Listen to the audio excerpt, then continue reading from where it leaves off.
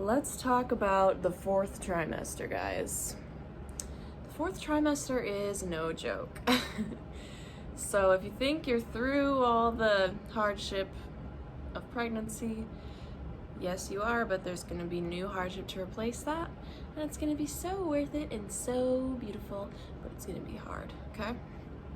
So I feel like a lot of us going into the first few months of having a baby expect that baby's gonna sleep a lot, that it's just gonna be relaxing, and yeah, we know the baby will be up a lot, especially at first, but there's also a strong expectation that baby will sleep through the night really early on, which is not usually the case.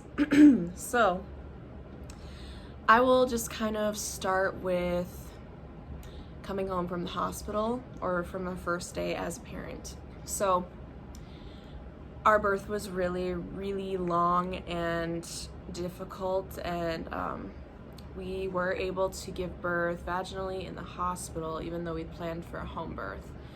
But at that point, I believe that Luca slept like pretty much a lot. Like, he slept a lot of the next day in like 2 to 3 hour increments, and then he'd wake up to eat. And one of the things that I wasn't fully aware of was how painful and difficult breastfeeding would be. So I remember on day one just feeling like I just can't do it. It hurts so bad. I'm gonna be a formula mom or a pump and feed mom because there's no way I can do this. The lactation consultant came in and didn't give me a ton of guidance. I wish I'd had more on how to hold the breast in order to create a better latch. That wasn't really shown to me. But all I know is anytime I tried to feed him, he would bruise me, and it was really painful. So she offered me a nipple shield, and I used the nipple shield for quite some time. I am only now off it for a couple of weeks now. Luca here is 3.5 months postpartum, 3.5 months old. So they started me on the shield, and I still wasn't really able to breastfeed yet. So I was trying, but I wasn't trying maybe as often because I was really sore. And so I was trying to pump instead, like using a manual pump every few hours. And I was getting just tiny bits out, and I was feeding that to him via syringe. And then he was really jittery, so I also was feeding a little bit of formula, which helped him be a little less jittery for that first, I think it was maybe his second day, or it was his first 12 to 36 hours. Only about a day we used a little formula. And then so of course there was that whole like moment of like, wow, I'm a failure, kind of like, I really want to provide breast milk for my baby, but if this is this painful, I'm not sure I can do that.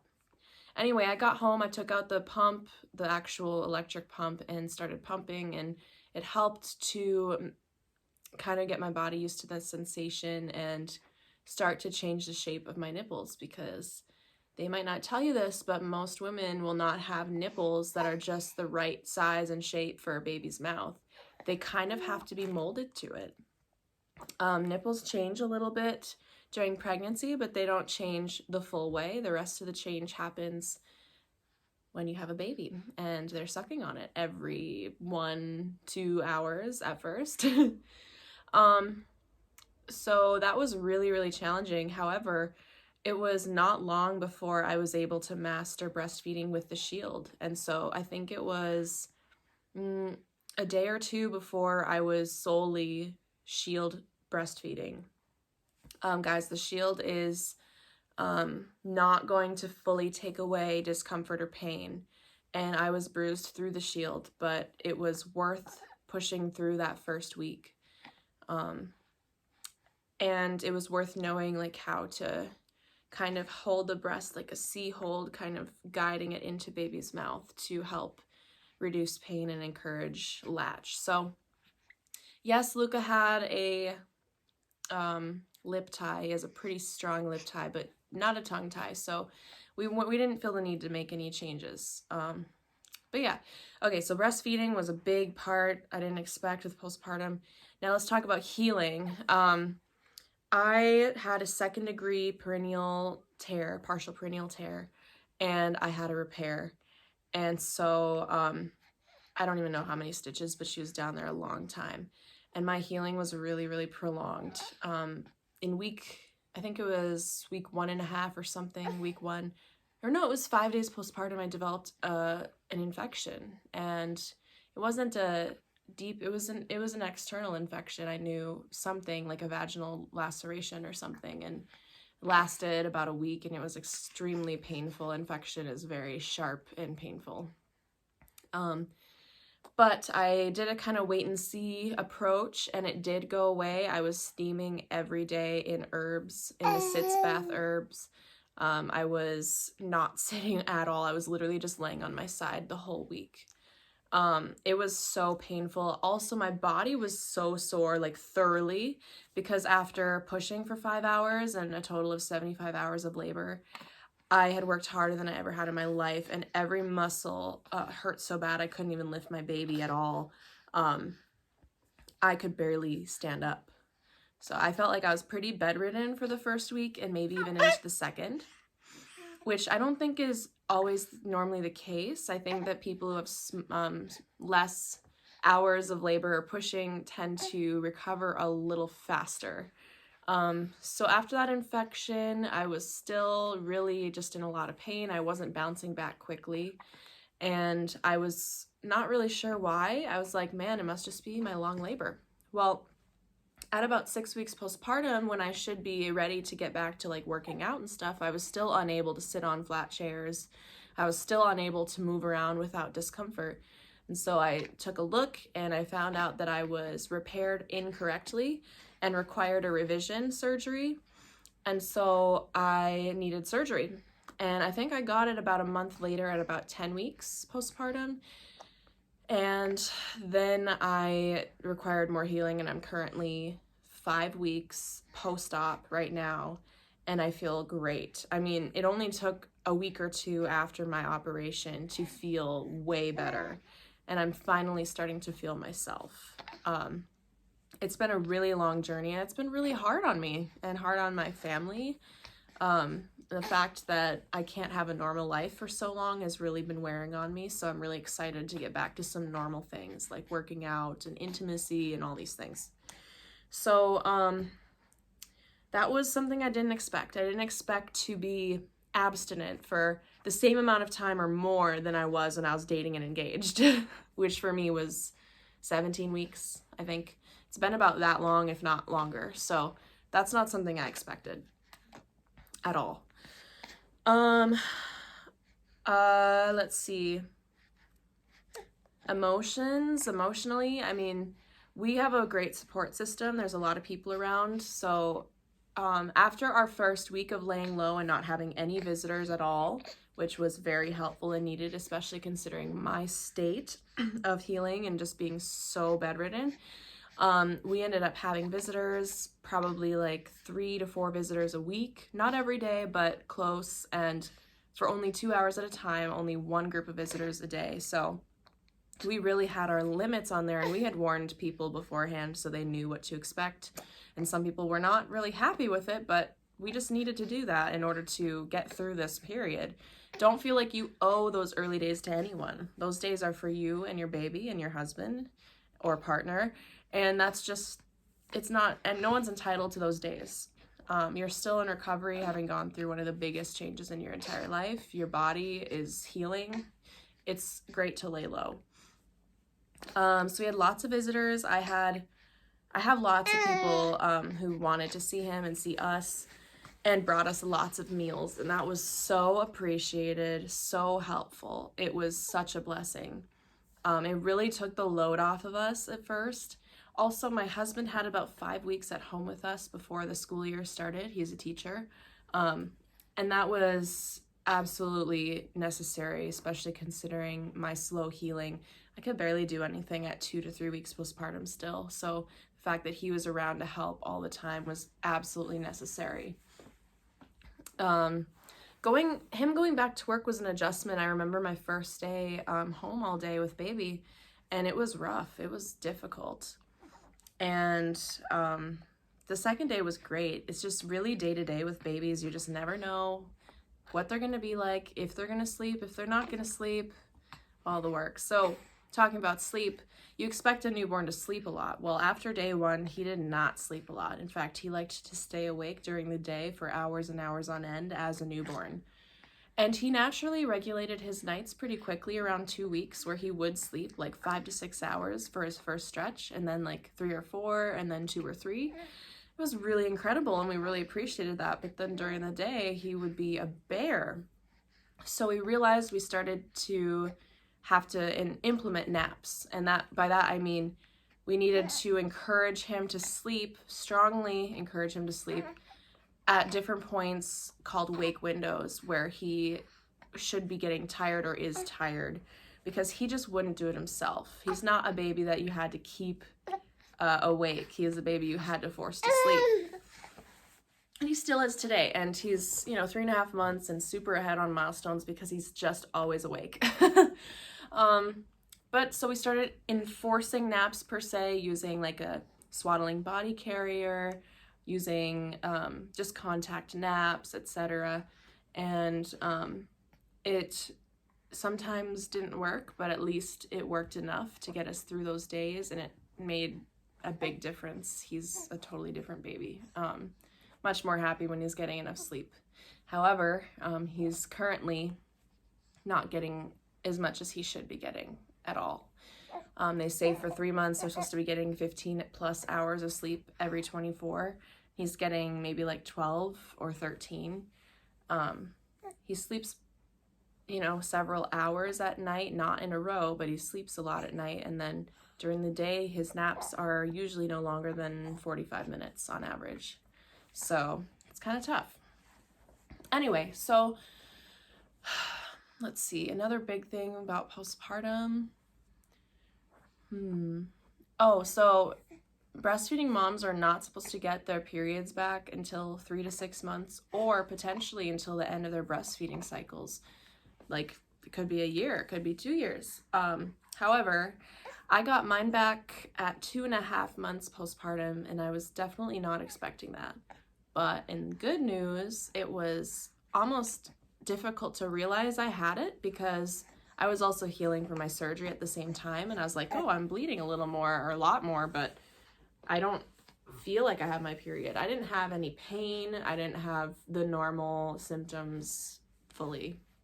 And when I thought about it, I was like, wow, okay, so I do have like a really mild period feeling, but it's like nothing compared to the excruciating periods I would have.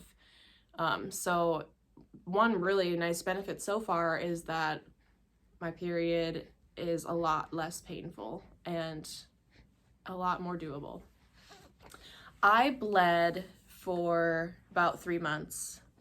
Some people will bleed that long, just depending. My birth was really long, extended, and my repair was incorrect, so I was having superficial bleeding too whenever I would move wrong or whatever. So I'm just grateful to finally not be bleeding anymore. And by bleeding, it's not just blood, it's also like a birth discharge that kind of just keeps coming out until the uterus is kind of restored a little bit to its prior state. So just expect that, after pregnancy, after birth, you're probably going to just need to wear a pad 24/7 for, usually it's at least 6 weeks, but not always, for birth discharge to be absorbed.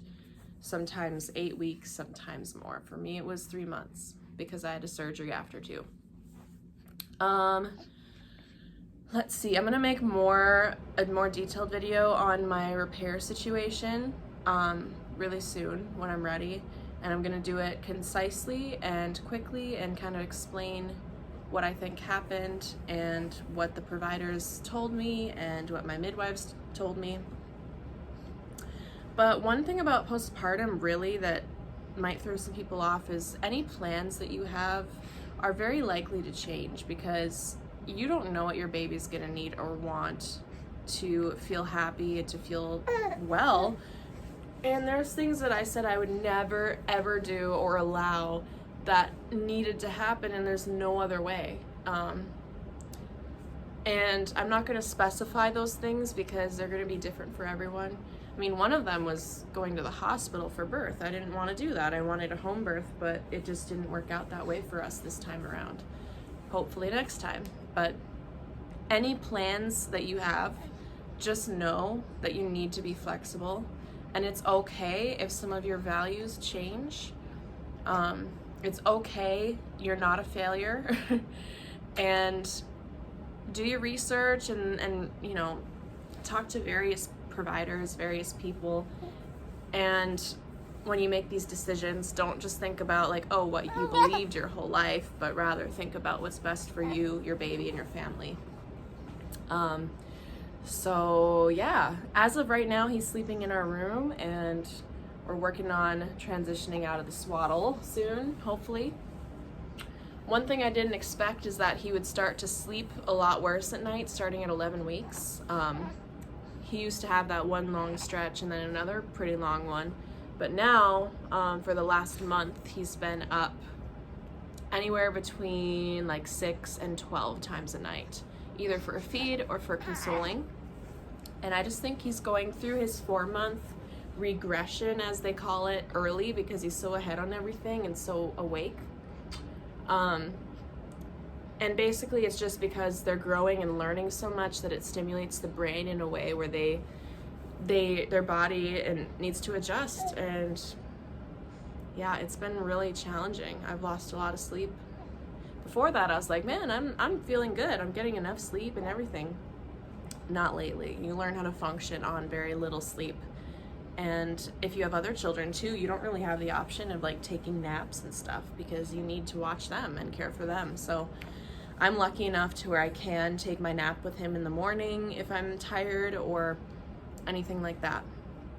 But another expectation I had with sleep is that he would be able to sleep independently in his crib at least by like a couple months for his naps. And that's just really not been the case. He's needed to be near us. There's only been certain scenarios he'll sleep, and he's such a light sleeper too that sometimes it's better to just have him near us so we can console him back to sleep so he sleeps more than 20 minutes. Bless you. But I only started actually succeeding at getting some crib naps a week ago, and I started putting him in for 1 nap a day. Right now he's doing about 4 short naps a day. And he's awake for 2 hours at a time, which is a little more than the average 3.5 month old, but that's what he likes.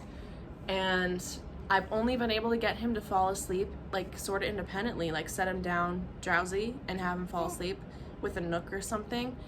It's only started to happen this week or the week before. And so I think one of the biggest things is don't have expectations that things are going to be smooth or easy with sleep just because people say babies just sleep, because that might not be the case for you. And I found that the worst thing for you is to have high expectations and then for those expectations to not be met. It causes great disappointment and it causes frustration. And so it's always better to expect, not in a depressing way, but to expect that things are going to be challenging and be prepared. And that always makes things easier when say you go to bed and you're not expecting that 5-6 hour stretch, and then you end up getting 4 hours. It's like, wow, that was amazing. It feels amazing to get 4 hours of sleep in a row, you know? So that's something that I found really helpful. The only like hormone or emotional shifts I've really had, besides the struggles with my botched repair, which were definitely very, very difficult for me, is just when I got my period, I started having normal period mood swings again, and I didn't know the first time it happened that I was having my day or two of depression that I get on my period. I was like, I'm kind of just down these couple of days, and then I got my period and I was like, okay, that makes sense. I've kind of turned into more of an extrovert since being a stay-at-home mom for this season, because anytime I see people, I feel like I just talk their ear off. I feel like I'm like on fire, and then I get home and I'm just like, I'm so tired. So it's interesting, but life changes you, and I don't know, I'm just lucky to have a lot of potential friendships, a lot of friendships, and a lot of family. People who want to get together. Goodness, you're so vocal. Any symptoms of postpartum, besides healing, honestly, there's really not a lot of symptoms. It's really just that big adjustment, losing some of your independence and being tied to this thing, this child that you love, however often, usually pretty constantly at first. The hospital tells you that babies eat every 3 to 4 hours, but he is just now starting to space out occasionally every 3 to 4 hours. He still likes to eat every 2 hours sometimes, and that's as a breastfed baby. In the hospital, that's what they'll do because they don't have the staff to do it more frequently for babies who are like in the NICU and stuff. But breastfed babies naturally will feed a lot more frequently, especially when they're trying to get your supply up, and they call that cluster feeding. So there are times where babies will just feed like back to back to back for like hours, and it can be exhausting. Thankfully for him, he's always eaten really fast, and my letdown's been really fast, so even when he does eat a lot, it doesn't feel overwhelming for me. But for some moms, their babies take 40 minutes to eat or something, and if that happens every hour, then you're literally feeding around the clock with almost no breaks. And that's something I've been really grateful that I haven't had to deal with, just because every baby has their different struggles, and I don't mind having one and not the other. I don't need all the baby struggles. But yeah, so I expected that he wouldn't need to eat as much, but now I know that he does and he will. Hopefully soon it'll change a little more, but for now we're just kind of transitioning to some spacing there. Just trying to think any other important postpartum things. He's getting a little bit peckish, so we're gonna have to feed him soon here. Oh, I guess in addition to the difficulty of getting started breastfeeding, it's also hard to establish and continue breastfeeding because babies are frustrating. There are times he's clearly hungry and will refuse the breast. And then there's times where he just wants to be consoled and he's not really eating, and then he starts to get milk and he's like, oh, I don't want milk, I just want to be consoled. So then he gets frustrated for that too. And it's just tough.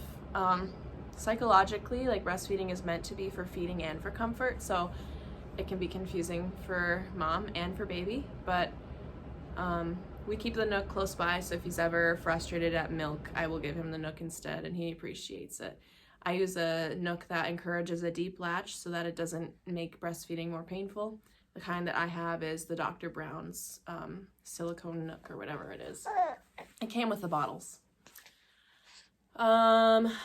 I have some tips for postpartum. Please, once you are able, leave baby with your mom, whoever you trust, for like 2 to 3 hours even. Even just have them come over and help so you can just get away, or nap, or get some things done in the house, or do something you love, because it's absolutely crucial for you to be the best parent you can, to take care of yourself too. So if you have that available to you, please use it. I know eventually this mom thing kicks in where it's almost like you can't imagine leaving your baby and you're literally tied to him and you're constantly aware of his needs. So the fact that he's not there, it almost feels a piece of you is missing, and it's very hard to focus on anything else.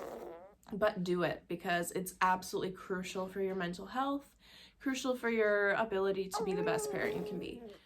I also encourage you that if your partner is trying to be really hands-off with the baby, day or night, he needs to adjust, because the baby is a lot of work and needs both parents, and you need a break.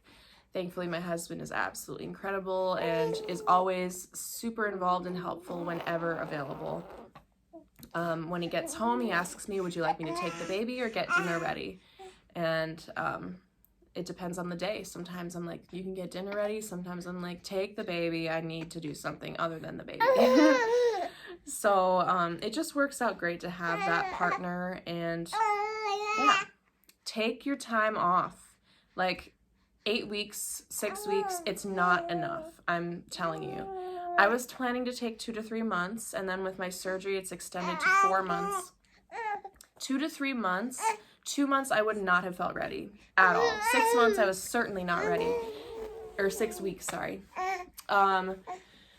3 months, maybe I would have felt okay with that. However, I'm really grateful to have had 4. I go back in a week or 2, but only for 1 or 2 days a week.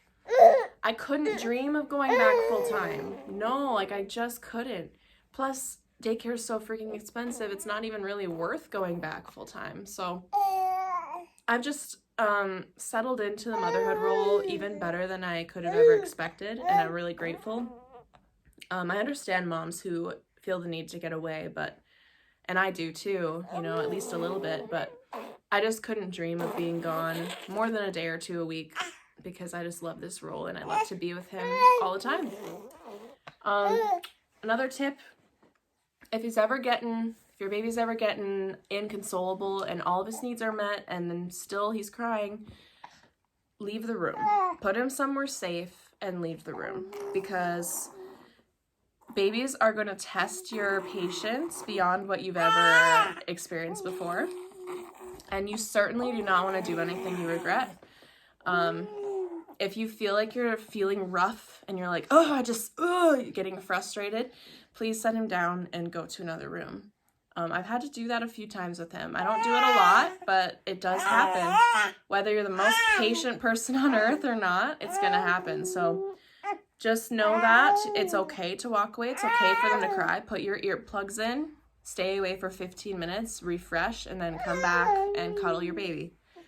You got to do that sometimes.